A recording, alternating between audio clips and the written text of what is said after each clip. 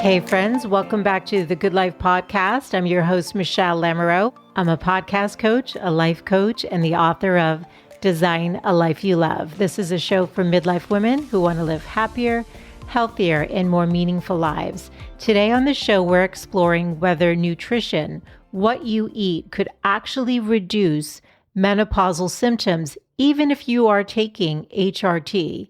My guests today say that their research proves that you can.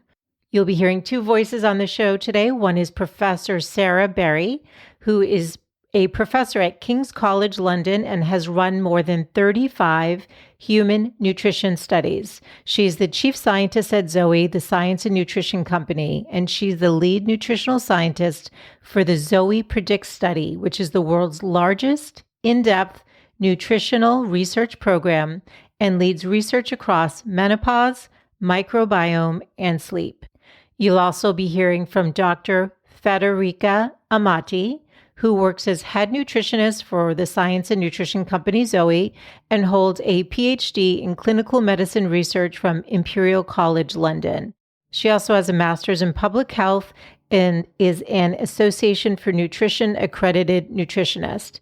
She is the nutrition topic lead at Imperial College London School of Medicine, and alongside her research and nutrition work, Federica has also written two books, Recipes for a Better Menopause and Every Body Should Know This, which was released recently in the United Kingdom. This was a fascinating conversation, and I just loved their approach to nutrition. It makes so much sense to me, and I'm excited for you to learn from them as well. Remember to share this episode with a friend, and that all the links referenced today will be available on your podcast player, including an invitation to join my newsletter community, where you will be joining other women who want to live their best midlife. On that note, let's get into the show. Here we go. Ladies, if I were to meet you at a dinner party, we were sitting next to each other, and I asked you, what is it that you do? What would you answer to that? Oh, that's a good question. Federica, I've never been asked that in a podcast. That's a good one. I'm going to jump straight in and say what I do is have a hell of a lot of fun, first and foremost. And I get to do exciting science.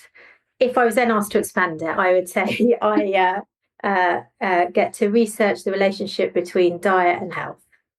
Perfect. And that was Sarah. I want my audience to recognize your voices too. That was part of the reason for the question. Go ahead, please, Federica, your turn. So I get asked this quite a lot in dinner settings, and I tend to say I'm a registered nutritionist and I'm a medical scientist, which basically means that I try to look at how we can improve health for people. And I'm quite interested in population health, so public health. And the tool with which I think we can do that most effectively is the dietary choices we make every day. And I couldn't agree with that more. So this is so exciting, because really the fact that you've done research on over 70,000 women and the impacts of, I'm going to read what it says, that changing food habits may reduce the chance of having a particular menopause symptom by up to 37% is so significant. And we're going to dive into all of that today. Sarah, maybe we could start with you. Can you just explain, and I'm going to ask, it's going to be stacked, but you tell us what's relevant. But what did it entail, the study? We know how many women, countries, how long was it? What symptoms were looked at, and any other data that you measured into the results? Yeah, so this is a part of a huge body of research that we've been doing at ZOE, who are a science and healthcare company. And we have been collecting data at ZOE over a number of years, looking at a whole wide range of different health measures, different exposures, and different health outcomes. One of the things that we've done more of a deep dive into in the last couple of years is looking at menopause symptoms, looking at association of menopause symptoms with various exposures like diet, for example, lifestyle exposures like physical activity, whether people are living with obesity or overweight, and then also lots of health outcomes like how menopause is linked to your glucose levels, your blood cholesterol levels, and so forth.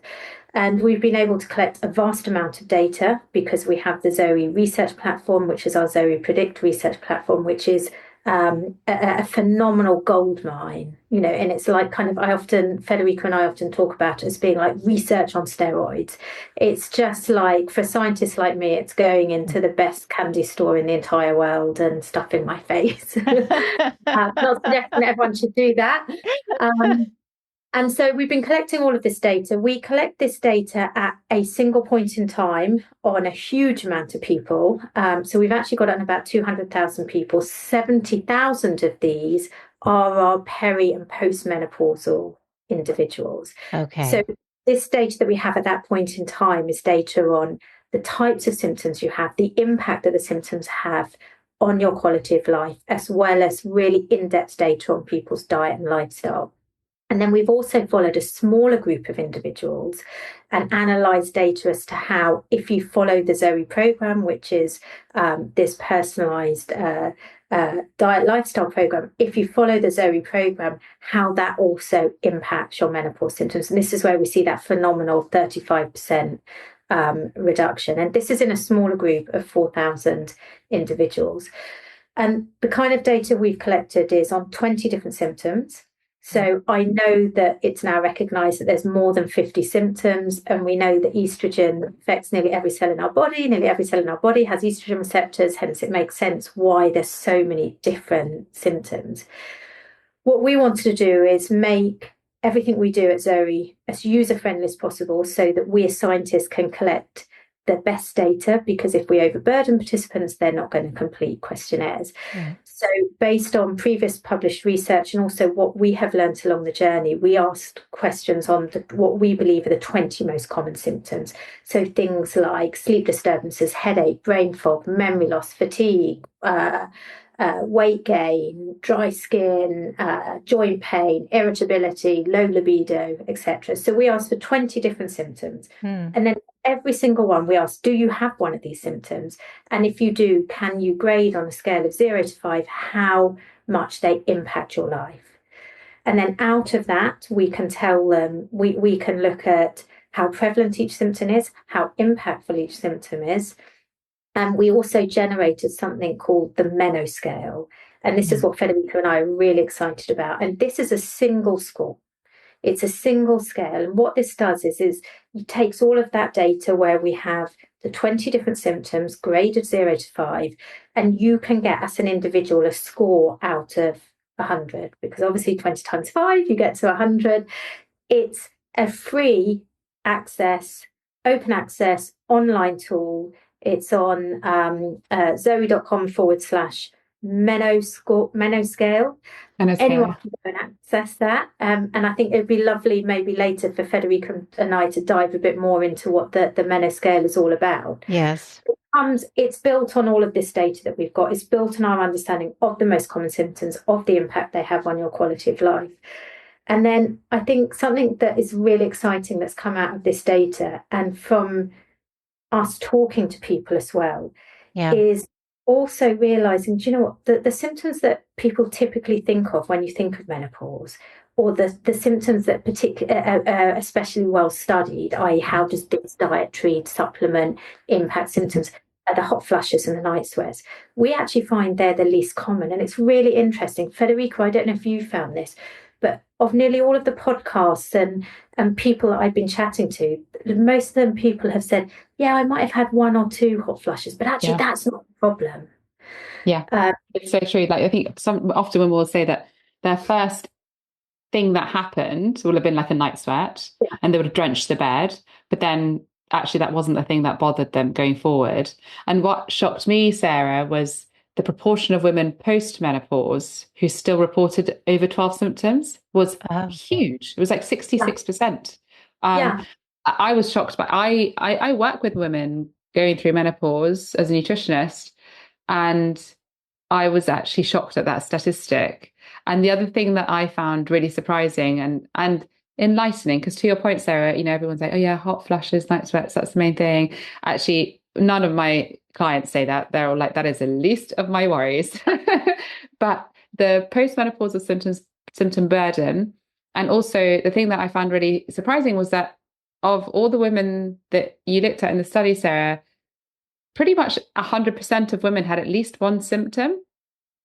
And well, so, you know, it's like the myth. tax figure. Yeah, go on, tell me. 99.8. 99.8, yeah. Me, Federica. It's not 100%, it's 99.8. But yeah, Yeah. Federica, nearly 100% of women had one symptom. It's shocking, don't you think? It is, because there's this myth that, and I guess it wasn't even a myth. I guess it was based on previous, much less comprehensive data that suggested that about 25% of women sail through the menopause with zero symptoms. And I myself was like, this is what I've read, this is what I've heard. Like, so about 25% of women sail without symptoms. Well, not according to our data, right? That is not the case. And I think, okay, please. I think what's wonderful about the data that we have is it's confirming what people are saying. Like Federica said, the hot flushes and night sweats were the least common. The sleep disturbances, 80% of people, 80% of perimenopausal, 60% of postmenopausal women reported sleep disturbances. You know, it's the same for brain fog, memory loss, fatigue. I'm actually looking at the data as I'm talking to you. All of those were above 80% in perimenopausal women. Irritability, low mood, anxiety, mood changes. 80% of women were reporting, more than 80%, having those symptoms. And it was still up in the 60s and 70s for postmenopausal women.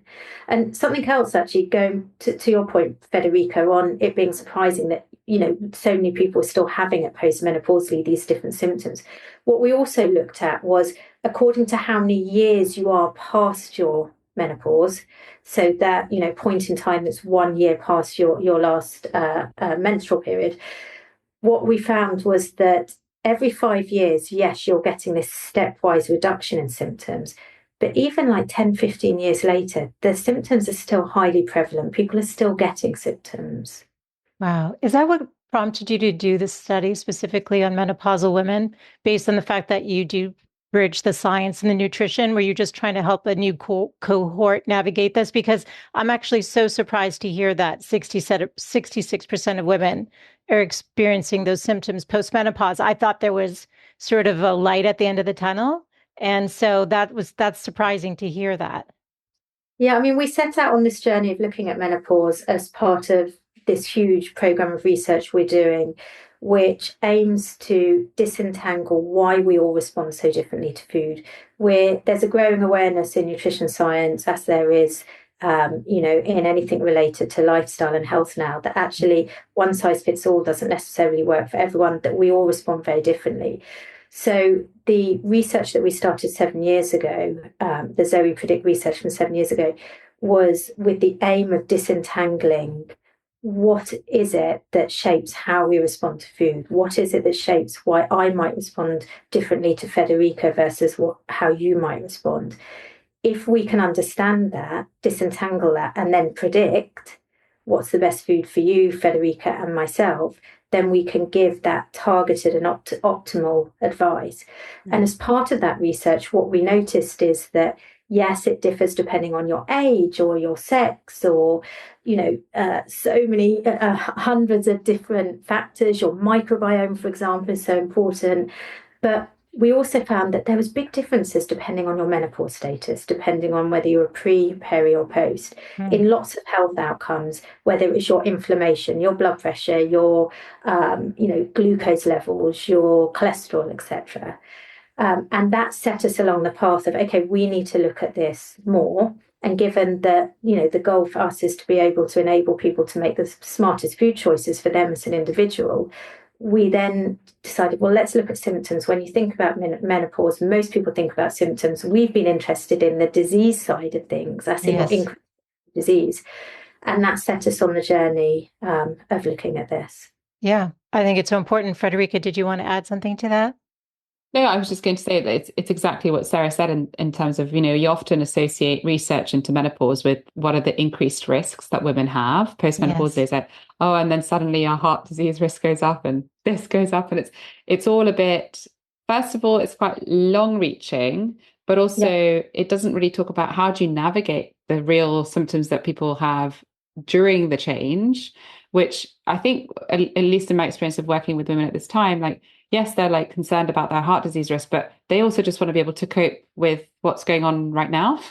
And actually, we see this increase in numbers of women leaving the workplace because of menopausal symptoms, of real strain on relationships, difficulty often raising teenagers at this time. So it's like we want to be able to, yes, of course, reduce metabolic health risk. That is always important. And we know it's a huge public health priority. But how can we also just help women navigate what's a really tricky time with real understanding of symptom burden, how it impacts daily life, and also what actually works to help women manage these symptoms and improve their daily life. You made a really important point about the real impact it has on real life. And there's data in the UK to show that 10% of women leave the workforce because of menopause, actually stating it's because of their menopause symptoms. And if we can do something to help those women, 35% of women say it impacts them to such a degree that their quality of life is significantly reduced. And I think this is what's exciting about the kind of research that Federica and I want to talk about is actually, firstly, you can do something about it, as well as if your choice is to take HRT, our data shows very clearly, yes, you can improve your symptoms.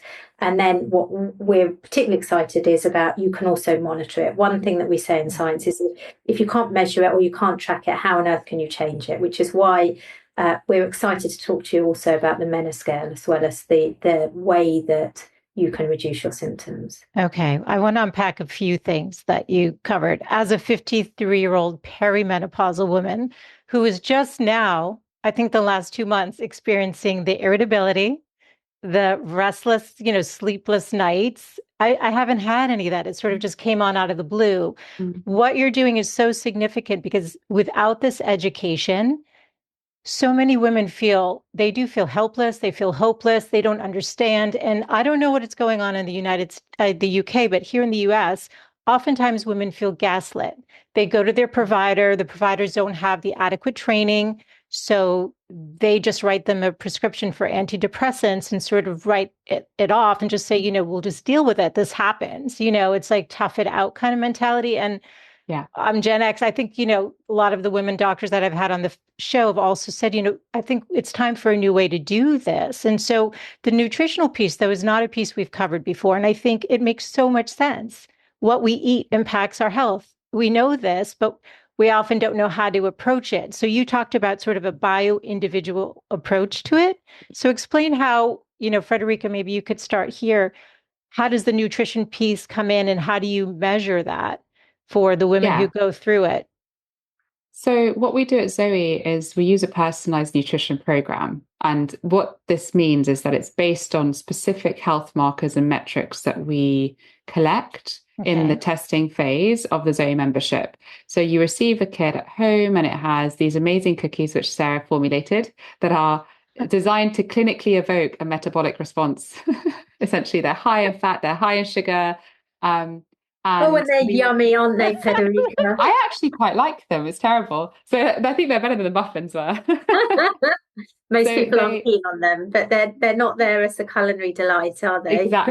Exactly. They're not designed to taste delicious, but they're designed to really test your metabolism. So we give you this cookie, it's full of fat, it's full of sugar. What does your metabolism do?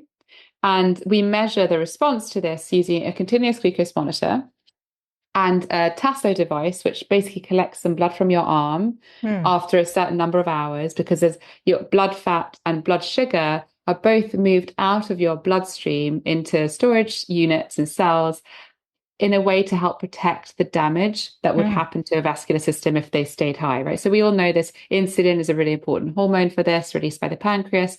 And by measuring how you respond to this purposeful challenge that we do with it, we can see how metabolically flexible are you? So if we get you in a ring and your metabolism's a boxer and the cookie is the other, how good are you at responding to this challenge?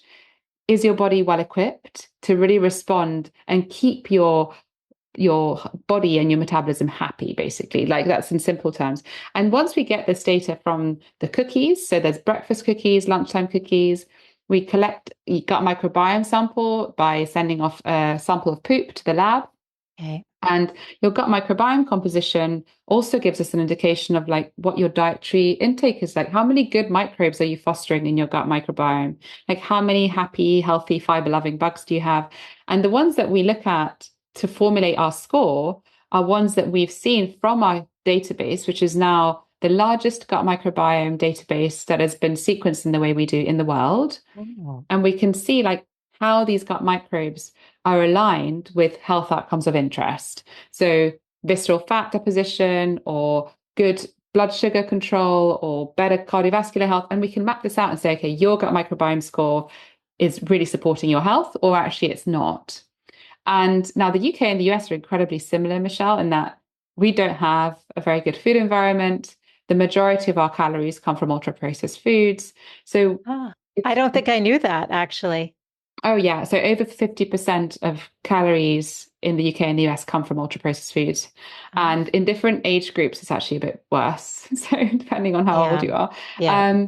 And essentially by mapping out the gut microbiome together with your blood sugar and blood fat response to this metabolically challenging cookie situation.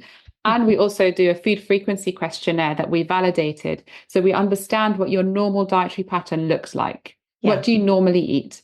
You know, what are the things that are already in your diet? What things are lacking? We combine all of this data together, together with any medical history you've shared with us, and we then create personalized food scores for you. So you receive the results in the sense of where you sit compared to people your age and sex in terms of gut microbiome, in terms of your blood sugar and blood fat response. But more importantly than the results themselves, your app, your membership allows you to then apply those results to any food that you choose to eat. And so if you go to the store and you scan a barcode for, I don't know, maybe some crisps or chips in America, or maybe it's like a pizza that you love to buy, it'll give you a score to reflect how well is this going to support your health? Like, how good is this food going to be for you? And not only does it do that, it also suggests meals, it suggests foods, recipes that you can do, take on board and adopt as part of your diet that will directly support an improvement on the things we've just spoken about, on your metabolic health, on your gut microbiome composition. And what's really exciting at ZOE, and because we have scientists like Sarah with us who like lead the way, you know, we've tested this approach with a randomized controlled trial, which we published in a really prestigious journal, the Oscar of all science, as Sarah says, Nature Medicine, that showed that essentially becoming a ZOE member and following this personalized nutrition advice gives better results than receiving advice from, say, your family doctor, or essentially general government advice, which is what the majority of the population receive, right? And actually, I would argue that we give them a bit more because we had a video of Sarah herself explaining what a healthy diet looks like. So they actually did get some very high-level nutrition advice.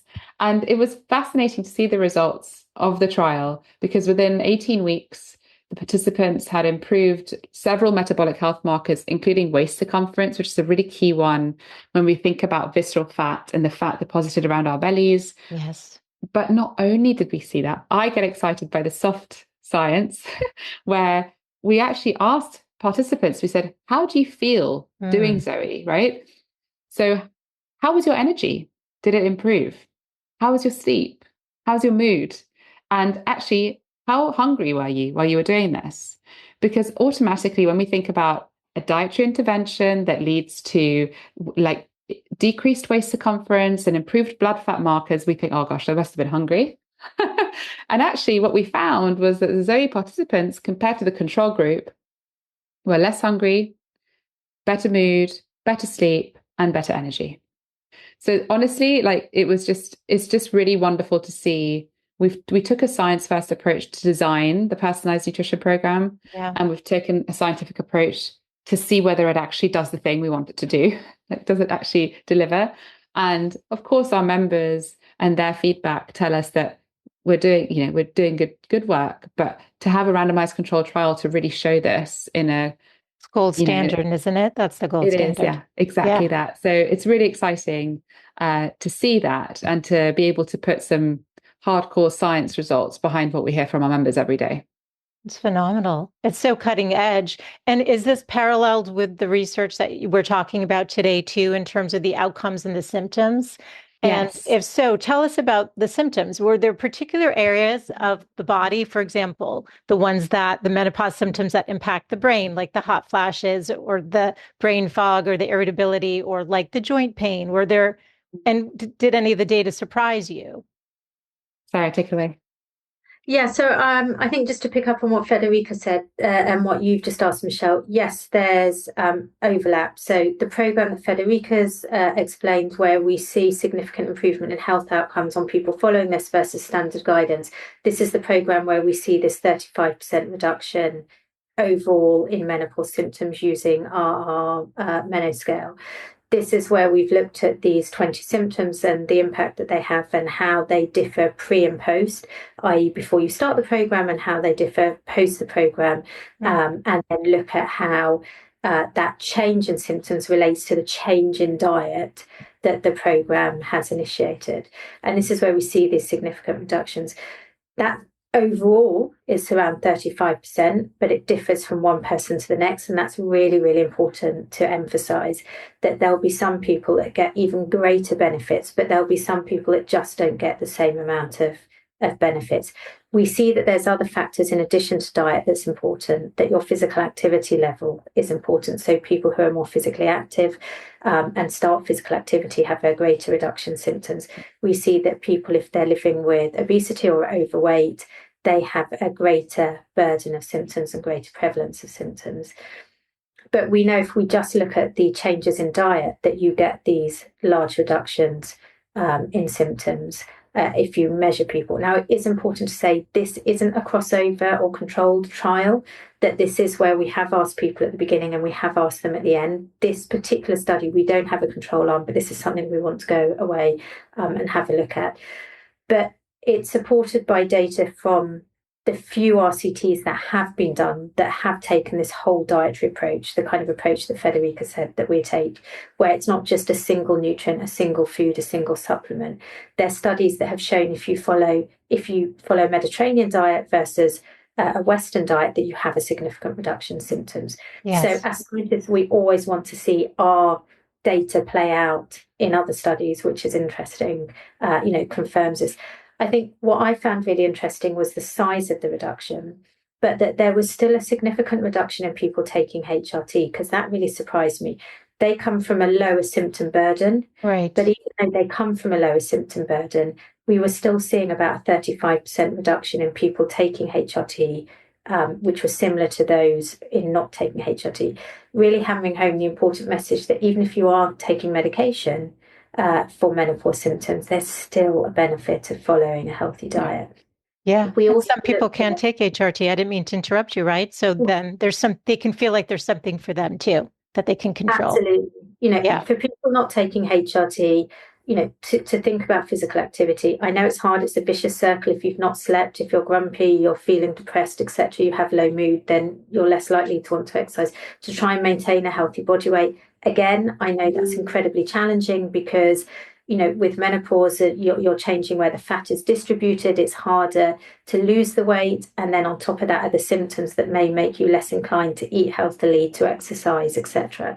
So I know that's difficult, but, they're two things that we can really try to do, but diet is where we see this huge benefit. And what we see, though, is the benefit of diet seems to be stronger for some symptoms than other symptoms.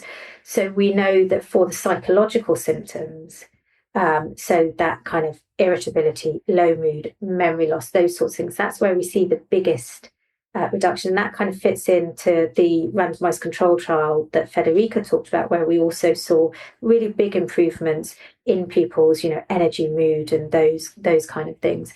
We see less of a big reduction in the sexual and the vasomotor symptoms. The sexual ones are the libido, vaginal dryness, etc. The vasomotor are the chills, the hot flushes. We still see a significant reduction. Yes. But what's interesting is it's those psychological or somatic, so those kind of the symptoms that I think are the ones that are firstly most prevalent, and secondly we see really impact people's quality of life. And so I think that's really, really encouraging.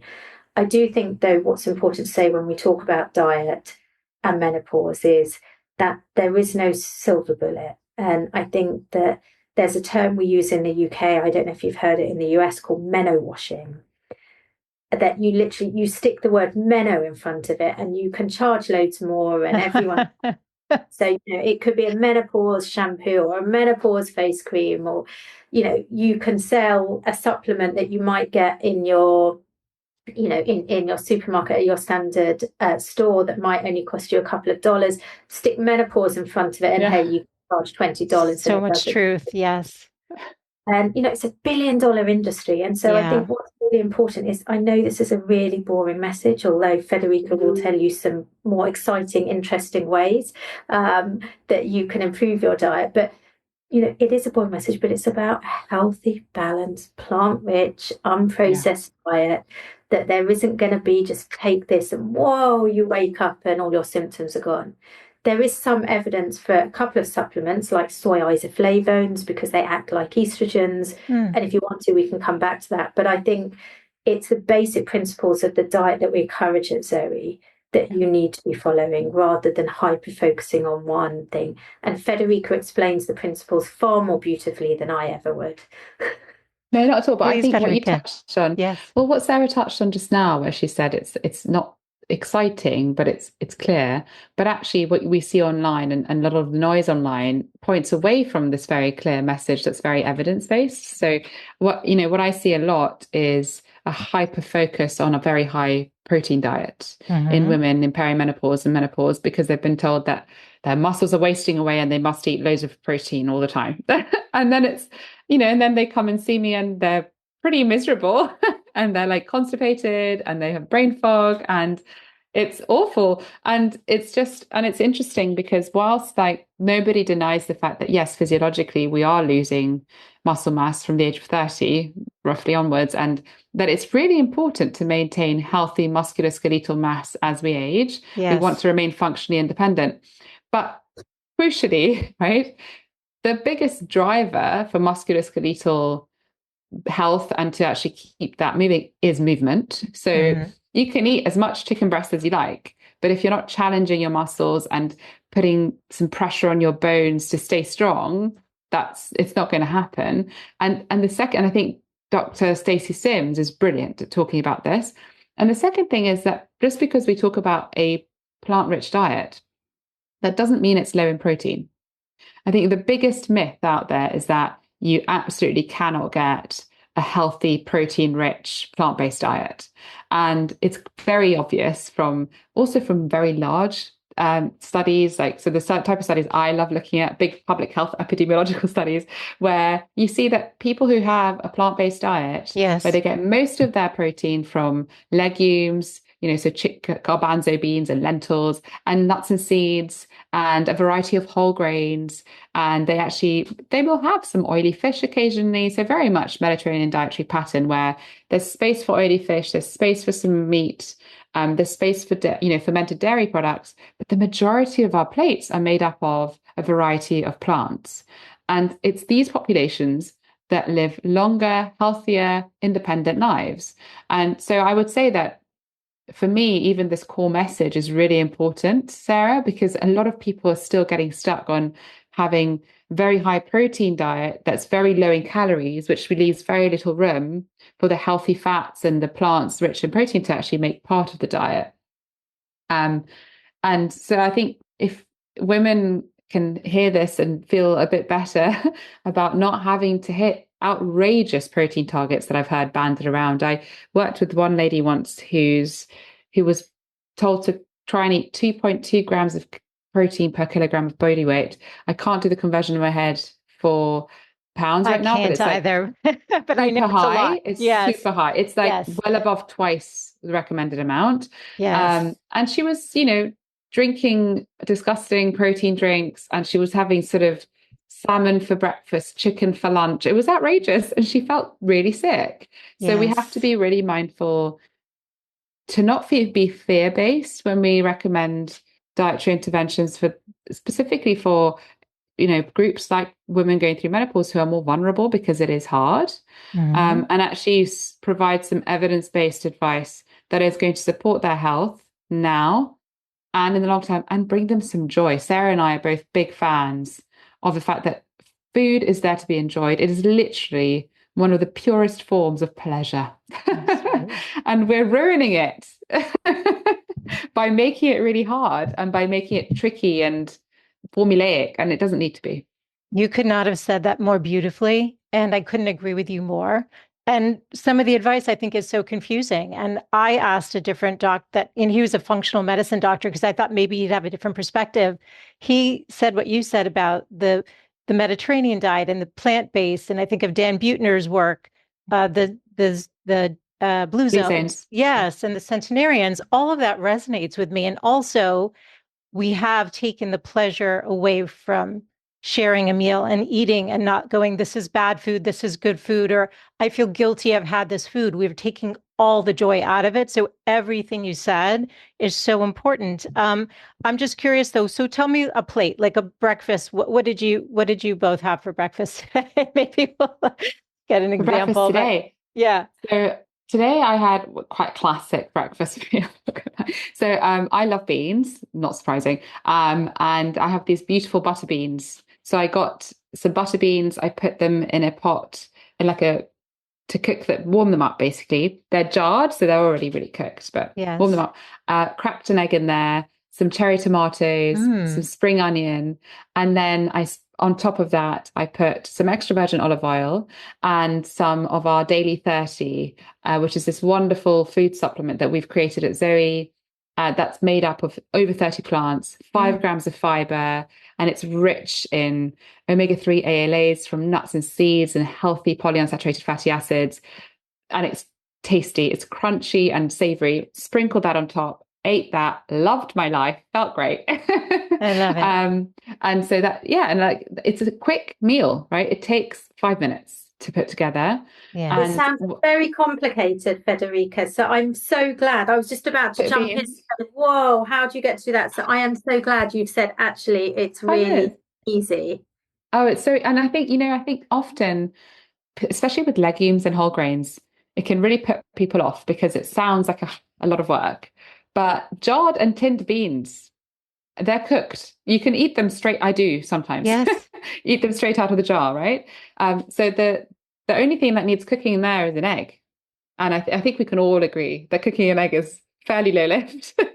And I'm glad you said it. Yeah, legumes have been, a lot of people are saying don't eat those either. I mean, it's just gone so, I don't even understand what direction it's going. It's just sideways is an understatement. Yeah, sideways. So if it's like a fad, it's like, just don't even think about it. So what's the approach? How do you approach when you think about putting a meal together, Sarah, with all the knowledge you have? Gosh, this is where Federica, I think, is better. I mean, okay. Federica, you can jump in at some points, but I think, the key thing is what Federica said, what brings you pleasure? What brings me pleasure? What do I enjoy? Building on what she said, I always say to people, if a food is too healthy to be enjoyed, it's just not healthy at all. So I think, firstly, what do I enjoy? I think what's going to make me feel full. And I think this is really important, particularly for peri and postmenopausal women. We know that your hunger signals change. We know that the way you metabolize glucose change. We know that you're more likely to have blood sugar dips after you've had refined carbohydrates. And this is more likely in postmenopausal women. So 2 to 4 hours after high carbohydrate rich meal, you might have a dip, which then makes you go on to eat, more calories at your next meal, etc. So I think it's bearing in mind some of those kind of things, and then going to those basic principles that Federica, can build on, like getting a variety of plant-based foods, minimizing these ultra-processed, these heavily processed, unhealthy foods, making sure that you're getting loads of fiber, heart healthy oils, your mono and polyunsaturated fats, for example. And I think avoiding foods that make health claims like added protein, added fiber, low, no, or devoid of this and this. I think that often that means they've been tampered with too much. But Federica, you could probably give a better idea of what's a perfect balance of a plate. I think I have to say, it's not about perfection, right? That's another thing. I think we have to remember that we eat in a dietary pattern. We don't eat in individual nutrients or macros or even individual meals. And so to Sarah's point, I think, Sarah, what you always say beautifully is if you feel like eating a certain food, just eat it. If the majority of your diet supports your overall health, then it's not about, not having that lovely buttery croissant one morning because you'll smell it on the way to work and it just talks to you. So like treat your diet as a pattern of behaviors. And what we think about is, if the majority of the time what you're putting together for yourself supports your health, then there's space for the odd meal that doesn't really make sense in terms of like health. It doesn't tick all the boxes, but it's there because it's delicious and you want to have it. And that's absolutely fine. So, but when we're trying to think of like, how can I build a meal that really supports the major desires that our body has to stay healthy? I always try to think of just a bowl or a dish, any plate that you're having, half of it should be filled with plants. And when I talk about plants, I mean mushrooms, I mean aubergines, I mean tomatoes, leafy green vegetables. Like there's such a variety to choose from. It doesn't mean like lettuce. It doesn't mean just having a few sad salad leaves on there, because we don't want that. And then within that, you can include your beans, your pulses, your lentils. They can be in that bit. Then you have a quarter, which is really for carbohydrates that will keep you feeling energized. And that might, in an ideal world, if you have access to whole grains, whether it's buckwheat or spelt or barley, all of these lovely grains that we've just stopped using and frankly have a wonderful impact on our body and are so good for us, right? So try to bring those back in, and you can batch cook them, leave them in the fridge and just add them to your dish and warm them up in the same way that you might pasta or rice, right? They're extremely affordable. They're so easy to cook, and they have delicious textures and flavors too. So that's the quarter. Now, if you don't have access to spelt, barley, buckwheat or quinoa, which has had great PR, so a lot of people know what that is. It's, have some pasta, some rice. If you don't get enough fiber in your diet, or you are worried about your glucose, blood glucose, then preferably like a brown rice or a whole grain pasta. And then your last quarter is really there for like a protein rich food. And here I'd encourage people to think slightly outside the box. So could you have some tofu, some edamame beans? Could you have some nuts and seeds with some lentils or beans?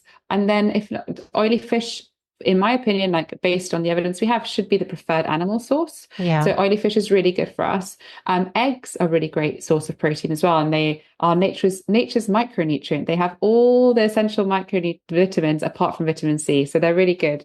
And if not that, then chicken occasionally, of course, and red meat less frequently than that. But if we start building our plates this way, it actually becomes quite easy to not have to have animal protein at every single meal. So, which is also better for the environment, of course. And it's really a great way for us to experiment with bringing more fiber-rich foods in. And to Sarah's point, like tofu and edamame and these soy products have the benefits of having these soy isoflavones in them, which we think are good for a woman's health to include in the diet too. So yeah, that's like how I would think of a plate, and always dress it with extra virgin olive oil if you can. Virgin olive oil, also high in polyphenols. Seed oils are absolutely safe to have. And if you enjoy the flavor, please use them. And things like avocados and nuts and seeds also contain these healthy fats. Beautiful. I think, Federica, to add to your point, I think sometimes it can be very daunting for people to think, oh my God, I've got to change all my diet. It's so hard. And I think what you can do is, just focus on one meal. What's going to be the easiest meal? So, for example, snacking is a great example, and breakfast. Snacking and breakfast are generally under our own self-control. So my lunch is generally dictated by where I happen to be working that day. My dinner is generally dictated by what my fussy children will eat rather than what I want to eat. But I can control my breakfast, and this is the case for most individuals. I can control my snacks. And we've done research that I conducted some years ago showing that if you just change from typical UK, US snacks to eating almonds, you can reduce your risk of cardiovascular disease by up to 30%. Now, this is because in the UK and the US, 25% of our energy comes from snacks. That's huge. So just changing our snacks can have this profound impact. Breakfast, on average, 20% of our energy comes from breakfast. So don't start thinking, I've got to, overhaul everything. And then how do I deal with my kids not wanting this? Start with simple strategies that work with you. So for me, my biggest change I've made over the last 20 years is to my breakfast. I used to have very highly refined breakfast. I love a pain au chocolat and white bread. But I realized 2 to 4 hours after, I was getting these big glucose dips that are worse now that I'm perimenopausal. I would get hungry, I'd be grumpier than usual. And now I have the kind of breakfast, that Federica's talking about, that's got plenty of fiber, that's got plenty of healthy fats, for example, and also plenty of protein. And that's changed the balance for me, that I'm not then suddenly having this glucose dip that I'm like, oh my God, I need to go and have a biscuit to get my glucose up, that it puts me on that right path rather than the roller coaster. And so I think for people listening who might feel daunted, how do I change everything? If you can start with getting the right breakfast that keeps you full for longer, that's packed with all of the kind of healthy nutrients and foods that Federica talked about, but that you also enjoy, so works for you, then you'll set yourself up on this smooth path rather than a roller coaster of blood sugar peaks and dips, etc. And you're more likely to then want to follow a healthier diet the rest of the day, healthier lunch, snacks, etc. I love that. I love it. And I think, thinking of just how you're beginning your day sets the tone. So you both have referenced the Meno scale. I actually took would you call it a quiz? It's your calculator. I scored an 11, which is that good? I mean, I shouldn't say good or bad. Again, we don't want to be putting labels, but I'm just starting. Ask me this in 6 months, because the symptoms are starting to ratchet up. Tell us about the significance of the Meno scale calculator, how we can work with it, and what it's telling us about potentially our risk of, you mentioned, Federica, that 66% of women still had symptoms after. Like, how can we use this data to help empower our menopause experience? So we created the Menoscale calculator at ZOE as a way of empowering women to understand their symptoms, but also to track their symptoms. As we say in science, if you can't measure it, you can't change it. Yes. And it's something that I personally feel very passionate about, because it's built on our years of science, it's built on our data. But also from my own personal experience, when I started having a few menopausal symptoms, I went to my doctor. I said, oh, maybe I should go on HRT. And they said, as they have done to all of my friends who are in their late 40s, go and monitor your symptoms. Well, how do I do that? Yeah. I could do it on a scrap of paper, but remember, I've got brain fog, I've got memory loss, so I'm not going to remember where that piece of paper is. It's true. It's true. Yes. If you saw my desk, yes. There's nothing out there that is science-backed that enables you to track or monitor your symptoms. And so this, I think, is what's really exciting about this. It's a very simple tool. It takes about 2 minutes. Mm-hmm. It's freely accessible. And what you do is you answer the 20 questions about the 20 most common symptoms, and then you answer how much of a burden each of them have on your life, and it returns a single score. And that single score enables you to open discussions with your healthcare provider about where you might want to go with treatment, whether it's HRT, diet and lifestyle. It allows you to track what works for you, whether a dietary modification is having a big impact, whether HRT is helping, whether physical activity is helping. So it allows you to take control, I think, more of your symptoms, because you can see what works for you, because it's very difficult to remember. You have this kind of recall bias, as we call it. Yes. It's very difficult once you feel better to realize just how awful you did feel a few months ago. So it's very difficult, I think, in a kind of data-driven way to see what works for you. So it enables people to take control, try different things, see what works for them to help their symptoms. Also, and very selfishly for me, it contributes to science. So taking part in it, you can tick a consent box to share the data back to us, scientists, so that we can get a better understanding of, how prevalent these symptoms are. Do they differ according to where you live in the UK or in the US or in different countries, for example? Yeah. How does it differ according to age or HRT status? So it's also enabling us to advance in terms of our science, which is really exciting as well. And I think it also allows you to open up a conversation with your friends, for example. Again, as a woman in my late 40s, Federica's far too young to be part of any of these conversations. But, except actually professionally, she has lots of these conversations. But, it's something we all talk about when we collect the kids from school. It's like, oh my gosh, I had this last night, I had this today. Totally. Is that possible? Even though I work in it, there's this doubt. And I think it's that way of us being able to also talk to our friends about it in a more kind of data-driven way, which I think is also helpful. Yeah. Frederica, did you want to add anything to that? I was just smiling about the conversations with like mums at the school gates. I think what I find really interesting is like I've had mums who have said to me, I'm so scared. Like I don't know what to expect. I'm petrified. And so I think with this understanding comes great relief. So Yeah.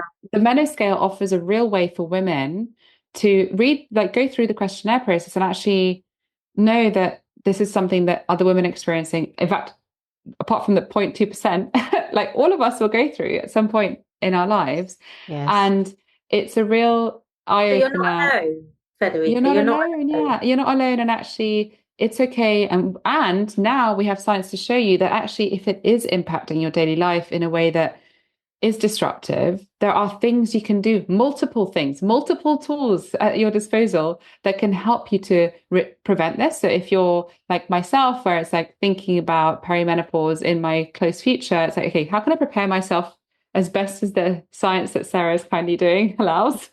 And then and then once you're in it, what can you do once you're there? Like, what are the things that you can help to make the transition easier? I think a really big part of it is knowledge, because at the end of the day, one of the reasons that when we speak to women and we ask them, why is it that the hot sweats and night flushes, like, why are they not bothering you so much? I said it the wrong way around, night sweats and hot flushes. And they'll say, well, because I was expecting that.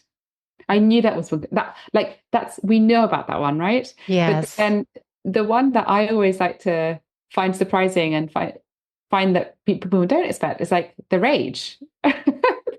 Like the menopausal rage, on the other hand, not as widely spoken about and can catch people really off guard, right? Yes. So knowledge is power, understanding it, as Sarah said, tracking your symptoms. So you can also see where you sit compared to women your age and actually understand like what is considered fairly average for your age group. So then if you start creeping up and it's like actually your symptom burden or like the impact these are having on your daily life is actually quite high, you can go to your healthcare provider and say, listen, this is actually a thing. Like I've been tracking, I've got data, it's getting worse and I want to do something about it. How can you help me? And I think this is a really important piece for women's health more generally, because we know that in healthcare, women's ailments are not taken as seriously as men's, not necessarily through the provider's fault, but just the way that medicine has been taught and the way medicine has been researched means that, for example, we recognize heart attack in men much more efficiently than we do in women, right? Yes. So like this is a really important piece to help equip women with the knowledge of what is something to track and bring to your healthcare provider and say, actually, no, I need you to listen to this. There's been a change. My body is working differently. And I want to work with you to like basically take this on and address it in a way that's timely and personalized. Yeah. I think it takes away that fear a little bit. So there's symptoms that we see in our data that are very common that people don't typically talk about. So in the way that Federica said, oh, we expect to have the night sweats, but we didn't expect to have this. So for example, a really common symptom is palpitation. So waking up with that racing heart. And I experienced that and I got really worried. I remember waking my husband up saying, oh my gosh, I think I'm having a heart attack every morning. I now know it was actually part of the menopause. And I know what's more of a trigger of it for me, which is for me, alcohol. But it means that if I had done this a few years ago, what it returns when you do the Menoscale calculator is how you compare to the average person. And although we try not to talk about the average person, sometimes it's useful. So it would have told me, hey, Sarah, actually X% of people do get palpitations. 82% of people do get sleep disturbances. So I probably wouldn't have been waking up my husband saying, I think I'm going to die and can you call an ambulance? It's that reassurance as well, I think. Absolutely. Because you do feel like you're going a little mad sometimes. Had I not had these conversations and women aren't talking about it and you don't have peers who are going through it, you would feel alone or like, oh, I better make an appointment with my doctor. Like something's not right with me. HRT, if somebody doesn't want to take it or cannot take it, can the lifestyle modifications we've talked about today help with things like, these are the ones that I wonder about. Obviously, the health, the heart, I would imagine, yes. But what about the bones and the muscles? Yes? So it really, with bone health especially, it's really important to consider the entire life course.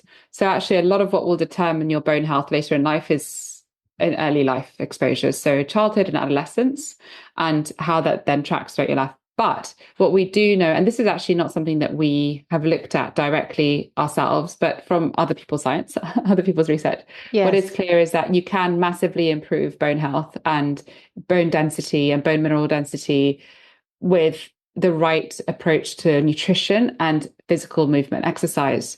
So again, I point to Dr. Stacey Sims as a real voice in this. And from the knowledge that we have from people who, like Professor Tim Spector, our co-founder, who work in rheumatology, that the bone is still a tissue that regenerates and is constantly under building and taking down and building and taking down. So what is good news is that even if you're somebody who has a lower bone mineral density, there's lots you can do. That doesn't necessarily, it's not just HRT, that's not the only tool we have. There's other types of medications, and there is exercise and nutrition that can hugely support bone health. Interestingly, actually, I did a talk recently for nutrition for bone health, and there's a whole new area of research that looks at how the gut microbiome helps to regulate bone mineral density. Oh, wow. Which is fascinating. Yes. It's called the gut-bone axis. So again, nutrition plays a pivotal role in supporting your bone health. It is not the only thing in the toolbox, but it certainly does help. Yeah. Yes. And I think this is where we need to think about nutrition beyond just symptoms as well. You know, we talk a lot in the UK, and I know in the US more and more about symptoms, thankfully. Yes, we didn't 20, 30, 40 years ago.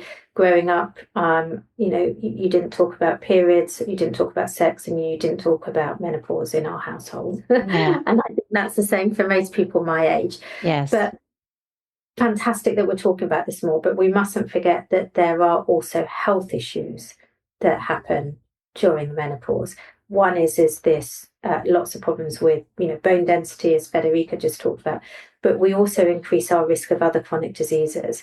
So what happens is up until the menopause, and we've published research on this, up until the menopause, in most risk factors related to chronic diseases like cardiovascular disease, women are doing better than men. We have lower blood pressure, we have lower blood cholesterol, we have lower inflammation, we have lower fat around the belly, which we know is bad for us. Hit the menopause, suddenly, whoa, we, these levels go up, and in some cases they even overtake men. So suddenly our fasting glucose goes up, our inflammation goes up, our blood pressure goes up, our cholesterol goes up. So suddenly we're at a lot higher risk of cardiovascular disease. And so I think that, yes, we should be following a healthy diet at all stages of our life. Yes, we should be thinking about heart healthy diets, again, at all stages.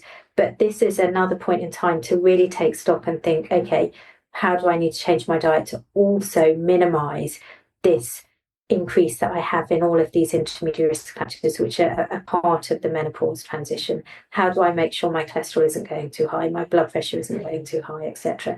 Now, we know that HRT can mitigate against some of this, but we also know that following a healthy diet, so the kind of dietary factors that Federica talked about that are great for symptoms are also going to be great for all of these intermediary risk factors as well. Which is handy, isn't it? It's nice to get two in one. I always say, and I say this jokingly, but before menopause, women are at much lower risks than their male counterparts for a lot of these diseases. And with the right dietary intervention, we can keep it that way. Yeah, there we go. I like that mindset. I love that positivity. I like it too. I think we need that, and it's a motivation for us. Anything I didn't ask today that you want to just make sure the women listening take away from this conversation? I think, sorry, you go. Okay, so I think there's some really exciting research coming out related to menopause and microbiome. And I think that that's something kind of to watch this space. You know, Federica has a real passion for the microbiome, and, we're understanding more and more how important the gut microbiome is in terms of all different sorts of health parameters.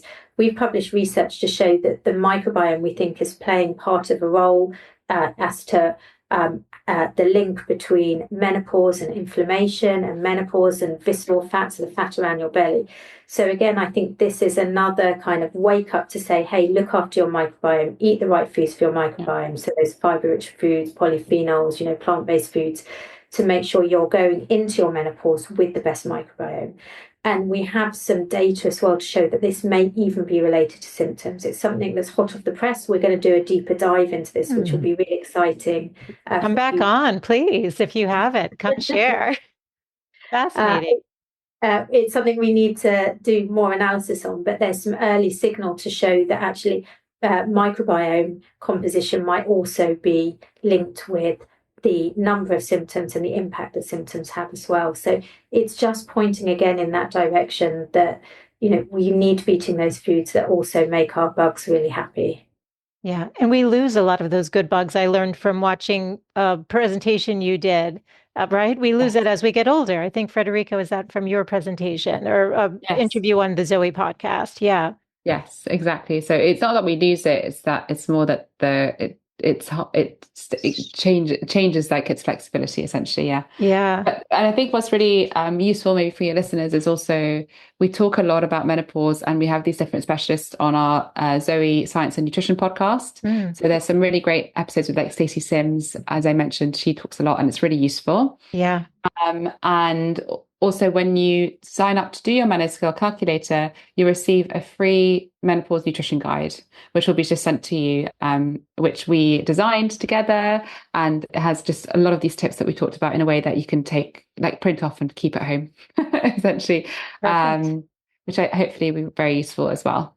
Absolutely. And where should I direct the women listening today? And just so you know, the beauty of the podcast players is that all the links we're talking about today, ladies, will be on your podcast players. So I'll be linking everything. But why don't you just say it too for those who want to go direct? So there's zoe.com/menoscale to do your Menoscale calculator and receive your guide. And the ZOE Science and Nutrition podcast is available on all the platforms. And if you want to find out more about the science that Sarah's been doing specifically, if you go to zoe.com/our studies, you'll be able to read all the studies and look at all the data. And you can also sign up to an amazing Science and Nutrition newsletter, which has loads of amazing advice, recipes, links to other podcasts, and we send to our lovely newsletter list. And finally, if you haven't found us on Instagram at ZOE, we've got loads of recipes on there, loads of ideas on how to cook healthy, delicious legumes, whole grains, and leafy greens. And Sarah is on Instagram as well. I am. You can find us all through the ZOE handle and listen to us all talk about this all day. I love it. And I will. I love learning about this stuff.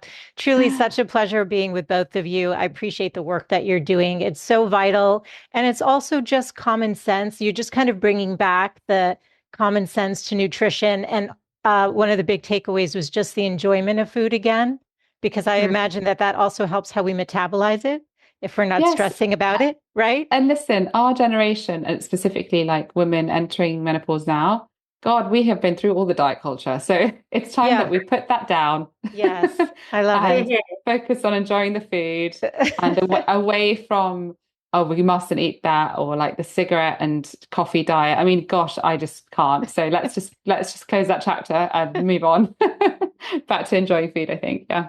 Yes. And again, all of the show notes will be on your podcast player with these links, and you can connect with these lovely ladies who are doing incredible work in the world. Thank you both of you, and share this episode with a friend. Thank you, Federica and Sarah, for being on today. Pleasure. Thank you. Hey friend, I have one request before we sign off today. If you've gained any value from any of the interviews that you've tuned into, would you take just 1 minute and leave a 5-star rating and review over on Apple Podcasts? It's actually how more women can find the show, and I want to continue growing a community of women who are loving themselves and living full on. So thank you for all of your support, and I look forward to being back with you next week. Bye for now. This podcast is presented for entertainment and educational purposes only. Any information provided is not intended to be a substitute for medical, mental health, or other professional advice. Seek out your trusted healthcare provider or other qualified professional for all matters dealing with your health and well-being. Any opinions or information provided by a guest are their own and not those of Michele Lamoureux or the company.